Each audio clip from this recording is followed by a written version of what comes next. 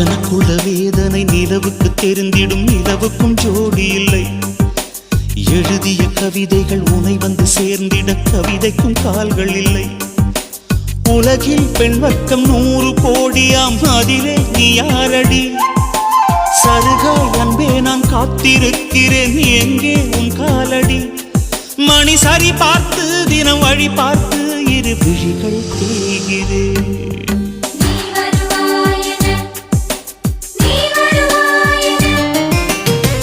பார்த்து பார்த்து கண்கள் பூத்திருப்பேன், நீ வருவாயென. பூத்து பூத்து புன்னகை சேர்த்து வைப்பேன், நீ வருவாயென.